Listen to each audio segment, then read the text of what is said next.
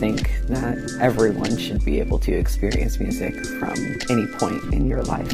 And Vera is like the OG of being able to offer that experience. We were very much like this scrappy, independent bunch of kids who were just trying to make cool stuff happen. We're a venue, we're an educational facility, but more than anything else, we're just a collection of people that are actively trying to create the culture that we want to thrive in.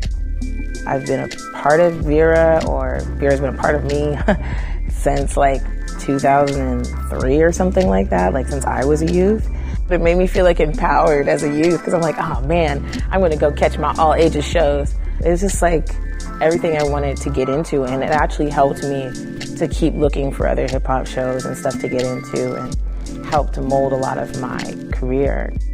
You walk into that Viva Vera Project and there's always different art on the wall, there's beautiful murals everywhere, and you can get incredibly close to the artists. And then in between shows, everyone is wandering around and looking at art on the wall. And there aren't any other venues in Seattle that I can think of that will constantly promote artists and will constantly promote people doing visual things that are outside of music as well. And there's something like so natural and like organic about it. Building up artists, building up engineers, building up screen printers to hone their craft and to get their work seen in really unique venues. Anyone who has a set of skills or an interest or a perspective can share that and build on it with other folks. It's like, oh, I want to do this, but I have no idea how to start. And that's what we're trying to get people, this is the start, this is the starting point. You can learn everything in a classroom, but if you're not going to do it, you're not really going to learn it. But that's what we're here for at Vera, is to coach people even if they are a little bit lost.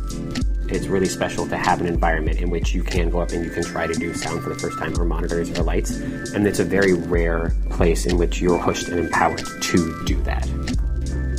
Not every person can come to the Seattle Center to gain those skills, to learn from us. And so the idea of the mobile audio program is trying to teach other people how to do their own shows in their own spaces and to really take ownership of that cultural production aspect of it all. It's kind of like, here are the tools, and now you can do this in the way that makes the most sense to you. Bringing these kids in from these underage kids who can't really get into these 21 plus venues and whatnot.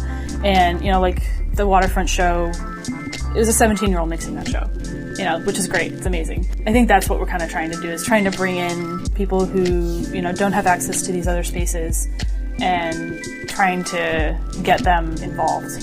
You can be anyone that you want to be. Like, you can be any person. There's no discrimination. It's about art. And having a space like Vera is probably more important now than it ever has been. Hearing from so many people that this is their second home is always very impactful to me and makes me feel really happy to be a part of this space.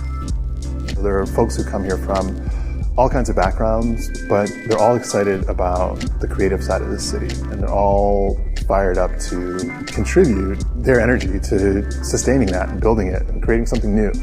You have to stand with the organizations that have been there for you to encourage creative activities, a creative existence even, Hopefully that will be something that will keep Vera here for a very long time.